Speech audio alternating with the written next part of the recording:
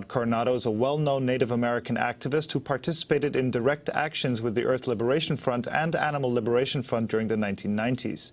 He spent 4.5 years in federal prison after he was convicted of aiding and abetting arson at a Michigan State University research facility. The fire destroyed years of data that was used to benefit the fur industry.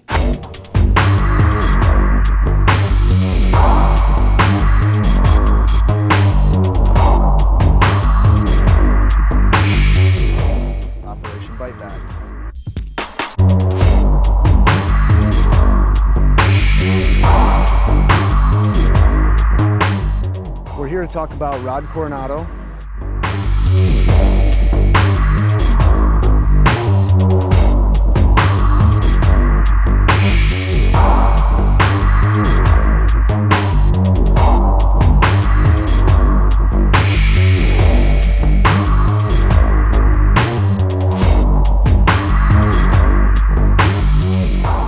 Rod Coronado was a member of Sea Shepherd and also active with Earth First, active with the Animal Liberation Front.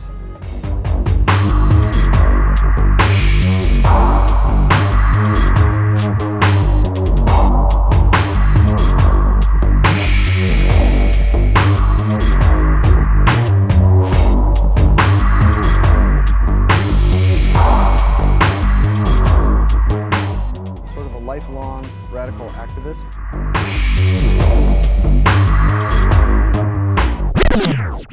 Hi, and welcome back to Animal Liberation TV. So, I'm going to do the next chapter out of Memories of Freedom by the Western Wildlife Unit of the Animal Liberation Front. So it's the North American ALF. This was published in 2000 and... when was it? It wasn't the 90s this thing came... How about... Anyway, so I'm going to do chapter 2 here. The radical environmental movement in America.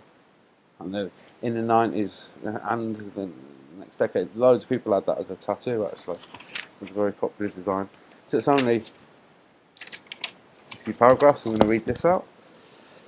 The radical environmental movement in America. In the 1980s, much was happening in the previously mild environmental and animal rights movements in America. These movements had primarily been occupied with tactics ranging from petitioning, letter writing, boycotts, lobbying, public awareness campaigns, and on the extreme, protests and civil disobedience. Reagan-era politics. Oh God, Ronald Reagan.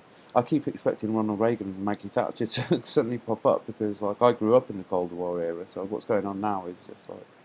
Anyway, the Reagan-era politics meant few victories in the fight to protect wilderness and animals, despite the fact that animals issues have generated more mail to Washington DC than any other topic, which is very similar in Britain, including the Vietnam War. There you go. The earth-raping policies of James Watt's Interior Department were some of the catalysts that brought rise to Earth First and the phrase "no compromise" in defence of Mother Earth. For the first time in almost 100 years, an organised resistance was born on behalf of wilderness and wildlife, unfurling a huge crack across the face of Glen Canyon Dam, the dam that tamed the wild Colorado River. Earth Firsters declared themselves the modern-day warriors of the environmental movement. One of the Earth First movement's first action was the erection of a monument to Victorio Mimbes, Apache leader, who had attacked mining operations and camps in his quest for the liberation of his land and people. Though controversial in the modern West, the best was yet to come. One of the greatest tactics resurrected from indigenous resistance was the act of monkey wrenching, which Earth First openly spoke of and advocated. That is the destruction of machinery and equipment being used to defile the earth and her wild places. Timber sales had trees spiked with long nails intending to deter sawmills from wanting to process the trees. Bulldozers were the target of mechanical sabotage, as were other pieces of heavy equipment. Roads into critical wildlife habitat habitat was spiked with intent to puncture tyres of offending vehicles. Billboards began to fall across the western survey stakes with their blaze orange tape were ripped from the earth at development sites.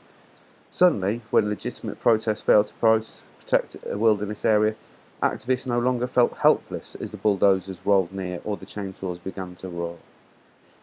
Monkey wrenches began to roam the west once more, leaving in their path incinerated and sabotaged mining and logging equipment along with spiked timber sales. The profit margin of earth destruction was narrowed as loggers, developers and road builders had to factor in the potential for sabotage. This meant increased security and high insurance premiums, all of which cut into the earth rapist profit margin. Very similar tactics to the ALF, isn't it? Eco Defense, a field guide to monkey wrenching by Dave Foreman, became the Bible of every earth warrior fed up with the ineffectiveness of a legitimate protest and served as a how-to manual for would-be saboteurs. Yeah, that was big. That. In the West, where Earth First and monkey wrenching was the most prevalent, other activists who shared many of the Earth First sentiments began to see how those tactics could benefit animal liberations as well as preservation. As the frustration of ineffectiveness and compromise were commonplace in both movements, the warriors of Earth began to awake from their long slumber. And the next chapter will be the animal rights movement in America. So that's the next one. Okay, all good stuff. Take care.